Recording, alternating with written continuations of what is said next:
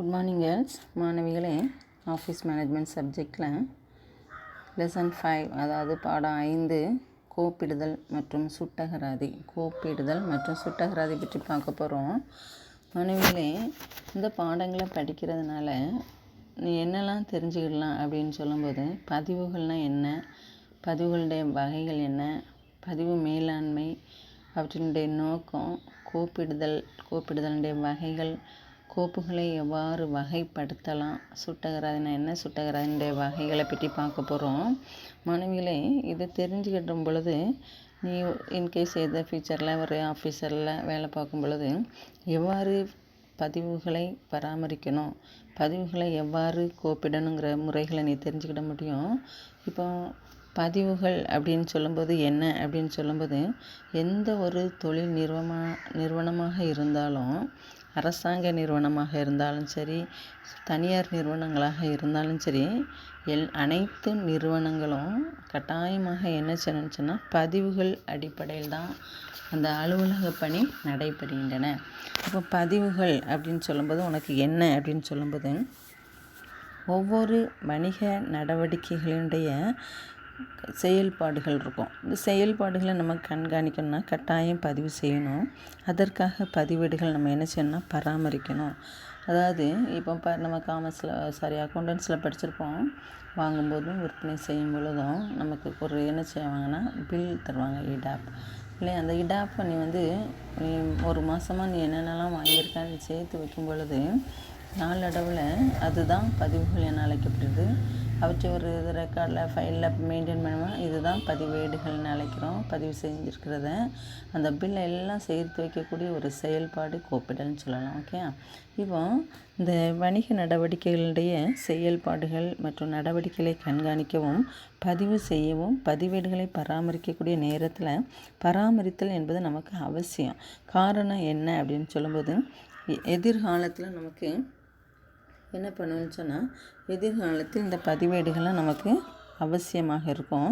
ஏதேனும் வணிக சம்பந்தமாக தொழில் ரீதியாக பல்வேறு பிரச்சனைகள் எழும் பொழுது கோர்ட்டில் போக வேண்டிய சூழ்நிலை இருந்தாலும் அது சட்டம் சான்றுகளாகவும் என்ன சொன்னால் பதிவேடுகள் அல்லது பதிவுகள் பயன்படுத்தப்படுகின்றனன்னு சொல்லலாம். மாணவிகளே, இப்போ பதிவேடு அப்படின்னா என்ன அப்படின்னு சொல்லி பார்த்தேன்னு சொன்னால், பணிகளை செய்வதற்காக பயன்படுத்தக்கூடிய ஆவணம். அதாவது பொதுவாக ஒரு வணிக நிறுவனம் பணிகளை செய்யும். அந்த வணிக நிறுவனம் என்ன பணியை செய்கிறது அப்படின்னு சொல்லி பார்த்தேன்னு சொன்னால்,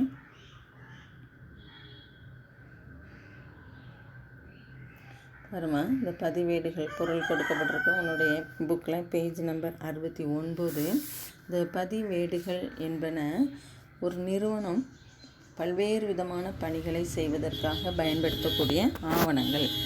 பதிவேடுகள் என்பது ஒரு நிறுவனம் பல்வேறு விதமான பணிகளை செய்வதற்காக பயன்படுத்தக்கூடிய ஆவணம்னு சொல்கிறோம். இப்போ இந்த பல்வேறு பணிகள் அப்படின்னு சொல்லும்போது கொள்முதல் பண்ணுவாங்க, விற்பனை பண்ணுவாங்க, ஊதியம் கொடுப்பாங்க இல்லையா. அதுக்கப்புறம் நிறுவனங்களுக்கு தேவையான சிறு சிறு செலவுகளை செய்வாங்க. இப்படி இருக்கிற வருமானங்கள் பெறலாம். வீட்டிற்கான ஆவணங்களை சேகரித்து வைத்து நமக்கு என்ன செய்வாங்கன்னா பதிவு செய்வதற்காக பயன்படுத்தப்படுகின்றன. அப்போ பல்வேறு விதமான பணிகளை செய்வதற்காக பயன்படுத்தக்கூடிய ஆவணம் பதிவேடுன்னு சொல்கிறோம். இது என்ன ரீசன் அப்படின்னா, உறுதியான சான்றுகளை பதிவேடுகள் கொண்டுள்ளன. இந்த உறுதியான சான்றுகளை கொண்டுள்ளன அப்படின்னு சொல்லும்போது என்ன சொல்லலாம் அப்படின்னு சொல்லும்போது, ஃபஸ்ட்லேயும் பார்த்தோம் இன்ட்ரடக்ஷன் பகுதியில், இந்த பதிவேடுகள் எதிர்காலங்களில் சட்ட ரீதியாக நமக்கு அவை பயன்படுத்த முடியும்னு சொல்கிறோம். அப்போ இப்போ சப்போஸ் நம்மளுடைய கொடுக்கல் வாங்கல, இப்போ நீ ஒரு வேலைக்காக ஒரு கடையிலேருந்து ஒரு கஸ்டமராக கடன் அடிப்படையில் வாங்கியிருக்கிறான். நீ கிட்டத்தட்ட ஒரு 20,000 வாங்கியிருக்கான், ஆனால் அவங்க 30,000 சொல்கிறாங்கன்னு சொல்லி பிரச்சனை வரும் பொழுது நீ என்ன சொல்லலாம், சட்டப்படி உன்னுடைய பில் எல்லாம் காட்டி உன்னுடைய ஆவணங்களோடு சேர்த்து நம்ம என்ன சொல்லணும், அதில் உறுதியாக நம்மளுடைய பேமெண்ட்டை செட்டில் பண்ணலாம் இல்லையா. அப்போ இந்த உறுதியான சான்றுகளை பதிவேடுகள் கொண்டுள்ளனன்னு சொல்லிடலாம். பொதுவாக ஒரு வணிக நிறுவனத்தில் என்னென்ன பதிவேடுகள் காணப்படலாம் அப்படின்னு சொல்லும்போது, கடிதங்கள் இருக்கும், சுற்றறிக்கைகள், இடாப்புகள், சான்று சீட்டு, படங்கள், அறிக்கைகள், ஊதிய பட்டியல், ஒப்பந்தங்கள், ஆவணங்கள், சரக்கு பதிவேடு, அதாவது கொட்டேஷன்ஸ் கேட்போம் இல்லையா, ஆவணங்கள், விலைப்புள்ளி, முன்னேற்ற அறிக்கைகள் போன்றவை நமக்கு என்ன சொன்னால் புள்ளியியல் மூலமாகவும் நமக்கு என்ன சொன்னால் புள்ளியியல் அறிக்கைகளும் காணப்படுகின்றன. அப்போ பதிவேடுகள் என்பது ஒரு வணிக நிறுவனத்தின் எல்லா விதமான பணிகளையும் செய்வதற்காக பயன்படுத்தக்கூடிய ஆவணங்கள்னு சொல்கிறோம். உறுதியான சான்றுகளை இந்த பதிவேடுகள் கொண்டுள்ளன. இவை பல்வேறு விதமான எடுத்துக்காட்டாக சொல்லலாம். கடிதம், சுற்றறிக்கை, இடாப், சான்று சீட்டு, படங்கள், அறிக்கைகள், ஊதிய பட்டியங்கள், ஒப்பந்தங்கள், ஆவணங்கள் மற்றும் ஆணைகள், சரக்கு பதிவேடுகள் போன்றவை அப்படின்னு சொல்லலாம். அப்போ பதிவேடு என்றால் என்ன அப்படின்னு சொல்லி கேட்டு ஒரு 3 மார்க் கொஸ்டின் இதை அப்படி மனப்பாடம் பண்ணி படிச்சுக்க. அடுத்து பாருமா, இந்த பதிவேடுகளின் வகைகள் அப்படின்னு சொல்லிப்பாங்க. பாரு, உன்னுடைய பதிவேடுகள் அவங்க எப்படி ஆஃபீஸில் செல்ஃபில் என்னென்ன பதிவேடுகள்லாம் வச்சுருக்குறாங்க, அதை எவ்வாறு அரேஞ்ச் பண்ணி வச்சுருக்காங்கங்கிறதுக்கான மாதிரி படிவம் போட்டு கொடுத்துருக்காங்க பாரு, பார்த்துக்கோ. அடுத்து பதிவேடுகளின் வகைகள். இந்த பதிவேடுகளின் வகைகள் நமக்கு என்ன சொல்லலாம்னு சொன்னால் 6 வித பதிவேடுகள் கொடுக்கப்பட்டிருக்கும். ஃபஸ்ட் ஒன்று கடித தொடர்புன்னு சொல்கிறோம். மாணவிகளே, கடித தொடர்புகள்ங்கிறது நமக்கும் தெரியும். என்ன சொல்லுவான்னு சொன்னால் கடிதங்கள், அறிக்கைகள், சுற்றறிக்கை, குறிப்பானை அறிக்கைகள்லாம் தான் நம்ம என்னென்னு சொல்லி படிச்சிருக்கோம், பதிவேட்டினுடைய பொருள்னு சொல்லியிருக்கோம் இல்லையா. இப்போ இந்த கடிதங்கள் என்பது கடிதங்கள் பெறலாம் மற்றும் கடிதங்களை என்ன சொல்லலாம்னு சொன்னால் அனுப்பலாம். பெறுதல் மற்றும் அனுப்புதல். இப்போது கடிதங்களை பெறுதல் மற்றும் அனுப்பும் பொழுது இந்த கடிதங்களுடைய நகல்களை நம்ம என்ன செய்வோம்னு சொன்னால் ஏதாவது ஒரு வடிவத்தில் நம்ம எப்படி அனுப்பிடுறோம், ஏதாவது ஒரு வடிவம் மீன்ஸ் சுற்றறிக்கை அனுப்பணுமா அல்லது அறிவிப்பு அனுப்பணுமா, குறிக்கோள் என்ன சொன்னால் கொட்டேஷன்ஸ் அனுப்பணுமா அல்லது அறிக்கைகளாக அனுப்பணுமா, எந்த வடிவில் அனுப்பினமோ அதில் ஒரு நகலை நம்ம என்ன செய்யணும்னு சொன்னால் பராமரித்து வச்சுருப்போம் பதிவேட்டில். புரியுதா? எனவே இந்த கடித தொடர்பு கடித தொடர்பு என்பன கடிதங்களாகவோ அறிக்கைகளாகவோ சுற்றறிக்கைகளாகவோ குறிப்பானைகளாகவோ இருக்கலாம். எந்த வகையில் அனுப்பினாலும் அவற்றினுடைய பிரதி அல்லது நகல் ஒரு காப்பியை வச்சு நம்ம பதிவு செய்யக்கூடிய ஒரு செயல்பாடு கடித தொடர்புன்னு சொல்கிறோம். அடுத்து 2வது பாயிண்ட் பார்த்தேன்னு சொன்னால் பாருமா, கணக்கு துறையின் பதிவுகள் சொல்லி கொடுக்கப்பட்டிருக்கும். கணக்கு துறையின் பதிவுகள்.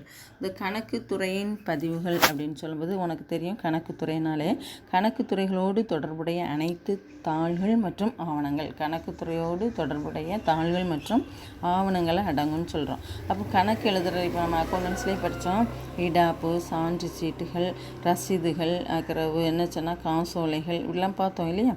எனவே ஒவ்வொரு வணிக நிறுவனமும் இடாப் மற்றும் சில்லறை ரொக்க ஆதார சீட்டுகள் கொடுத்துருந்தோம். சில்லறை ரொக்க ஆதார சீட்டுகள் என்பது சின்ன சின்ன செலவுகளை செய்து, இப்போ சப்போஸ் நினச்சோன்னா அந்த ஆஃபீஸில் வேலை பார்க்குறவங்களுக்கு லஞ்சு வாங்கி கொடுத்துருக்கலாம், காப்பி வாங்கி கொடுத்துருக்கலாம், பல வகை செலவு, போக்குவரத்து செலவு கொடுத்துருக்கலாம், இப்படி சின்ன சின்ன செலவு, ரிப்பேர் செலவு கொடுத்துருக்கலாம். இப்படி சின்ன சின்ன செலவுகளுக்கான பில். ஓகே, இதுதான் என்னென்னா சில்லறை ரொக்க ஆதார சீட்டுகள்னு சொல்லி கொடுத்துருப்பாங்க.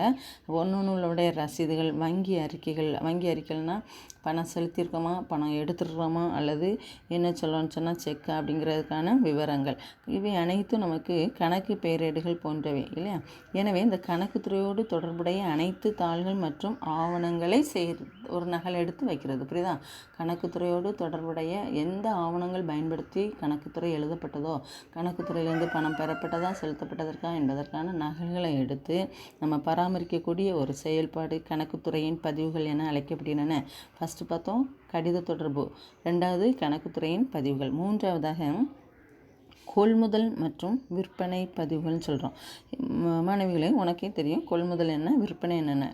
நம்ம வாங்கும் பொழுது கொள்முதல், நம்மளே ஒரு கடைக்காரங்களாக இருந்தால் அது விற்பனை, அல்லது ஒரு கடையிலேருந்து நம்ம வாங்கிட்டு வரோம், அந்த கடைக்காரர் யார், விற்பனையாளர். இப்போ நம்ம பெரிய பிஸ்னஸை செய்யும் பொழுது ஒன்றும் இல்லை, நம்ம ஸ்கூல்லே எடுத்துகிட்டேன்னு சொன்னால் என்னென்ன பொருட்கள், இப்போ டைப்ரைட்டிங் குரூப்பில் எடுக்கிறா உனக்கு ரிப்பன் வாங்கியிருப்பாங்க, கார்பன் சீட்டு வாங்கியிருப்பாங்க இல்லையா, பேப்பரை வாங்கியிருப்பாங்க இல்லையா. இவையெல்லாம் அப்பப்போ கொடுக்கும் பொழுது எவ்வளோ வாங்கியிருக்கிறோம், என்ன செஞ்சுருக்கோம், எவ்வளோ யூஸ் பண்ணியிருக்கோம், மீதி எவ்வளோன்னு பார்ப்பாங்க. இதே நேரத்தில் பிஸ்னஸாக இருக்கும்போது எவ்வளோ வாங்கினோம், என்னதுக்கு விற்றுருக்கோம், மீதி கையிருப்பு என்ன, சரக்கு இருப்பு என்னங்கிறத நம்மளால் என்ன செய்ய முடியும், தெரிந்து கொள்ள முடியும். இந்த மாதிரி சூழ்நிலையில் கொள்முதல் போது நமக்கு என்ன செய்வாங்க, விலைப்பட்டியல், அதாவது விலைப்புள்ளிகள், அதாவது கொட்டேஷன்ஸ் இல்லையா.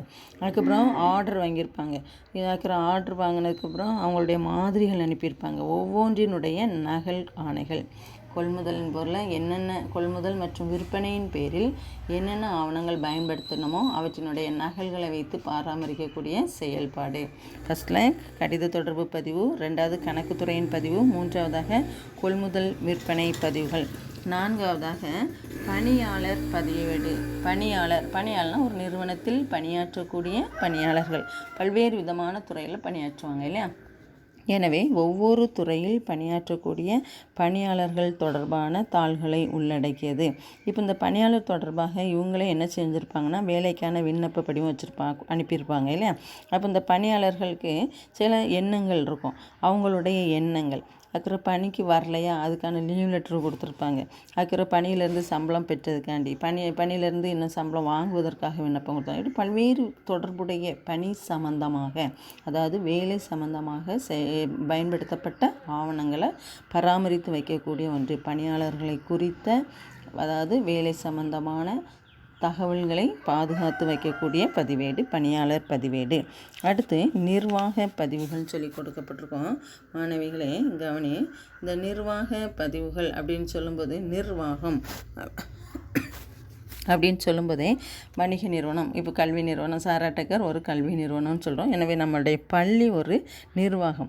நிர்வாகம் செய்வதற்காக நம்மளுடைய ஹெச்எம், கரஸ்பாண்டன்ட், கண்ட்ரோல்கெல்லாம் நம்ம செயல்படுறோம். ஆஃபீஸில் உள்ள அனைத்து ரெக்கார்டுகளும் அவை என்ன செய்யப்படுன்னா சட்ட தேவைகளுக்காக பயன்படுத்தப்படுகின்றன.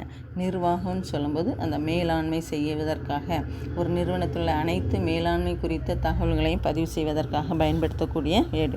இப்போ எடுத்துக்காட்டாக ஒரு காப்பீட்டு கழகம் எடுத்துக்க, அதுக்கப்புறம் அவங்களுடைய கம்பெனி சம்மந்தப்பட்ட ஆவணங்களை வச்சுருப்பாங்க. இப்போ நம்மளுடைய நிர்வாகம் அப்படின்னு சொல்லும்போது, இப்போ ஒரு வேளை ஒரு ஃபேக்ட்ரி எடுத்துக்க, தொழிற்சாலை எடுத்துக்க, ஒரு 50 பணியாளர்கள் வேலை பார்க்காங்கன்னா இந்த 50 பணியாளர்களுக்கும் அவங்க என்ன செய்வோம்னா இன்சூரன்ஸ் கட்டாயம் கட்டியிருப்பாங்க. அது பிஎஃப்னு கட்டுறது, அதுக்கப்புறம் அவங்க பயன்படுத்தக்கூடிய வாகனங்கள் இருக்கும் இல்லையா, அந்த வாகனங்களுக்கான புத்தகம், அதாவது ஆர்சி புக்குன்னு சொல்லுவோம். அந்த வாகனங்களை பயன்படுத்துவதற்கான லைசன்ஸு, அதுக்கப்புறம் கொள்முதல் பண்ணும்போது அந்த வாடகை கொள்முதலா அல்லது ரொக்க கொள்முதலா என்பதற்கானது. அதுக்கப்புறம் ஒரு நிறுவனமாக இருந்தேன் பங்கு சான்றிதழ்கள் போன்றவற்றிற்கான ஆவணங்கள் என்ன செய்யப்படும்னா பராமரித்து வைக்கப்படக்கூடிய பதிவேடுகள். ஒரு நிர்வாகம் சம்பந்தப்பட்ட அனைத்து ஆவணங்களையும் அவற்றின் நகைகளாக பாதுகாத்து வைக்கிறோம். அடுத்து பல வகை பதிவுகள்னு கொடுத்துருக்கோம். இந்த பல வகை பதிவுகள் அப்படின்னு சொல்லும்போது என்ன சொல்லலான்னு சொன்னால், பொதுவாக நம்மளுடைய இந்த கண்டென்ட்டுக்குள்ளே அடங்காது. கடித தொடர்பாகவோ, கணக்குத்துறை சம்மந்தமாகவோ, கொள்முதல் விற்பனையும் இல்லை, பணியாளர்கள் பற்றியும் இல்லை, நிர்வாக பற்றியும் இல்லாத பட்சத்தில் பிற பதிவுகள் பல வகை பதிவுகள் என அழைக்கப்படுகின்றன. அதாவது எந்த 5 வகைக்குள்ளேயும் அடங்காத ஒரு செயல்பாடு. அப்போ இதுக்கு என்ன அப்படின்னு சொல்லும்போது, இப்போ பாரு, திடீர்னு நம்ம இது இப்போ சப்போஸ் கேம்ப் போடுவது இல்லையா, என்எஸ்எஸ் கேம்ப் போட்டதும் ஸ்கூலில் இருந்தால், ஒரு ஹாஸ்பிட்டலில் இருந்தால் ஐ ஹாஸ்பிட்டல்லாம் எடுத்தோன்னா இலவச மருத்துவ முகாம், கண் சிகிச்சை முகாம், மருத்துவ முகாம் இப்படி போடுறது. அதுக்கப்புறம் நம்மளுடைய விளம்பரப்படுத்துகிற, நம்ம வச்சிருக்கக்கூடிய பொருட்களுக்காக அந்த நிறுவனத்திற்காக விளம்பரப்படுத்துறது, திடீர்னு சந்தை ஆய்வுகள் போன்ற பல்வேறு, அதாவது சொன்னோம் கடித தொடர்பு, கணக்குத்துறையின் பதிவு, பணியாளருடைய பதிவு, நிர்வாக பதிவுகள் தவிர பிற சம்மந்தப்பட்ட பதிவேடுகளுடைய நகல்கள்.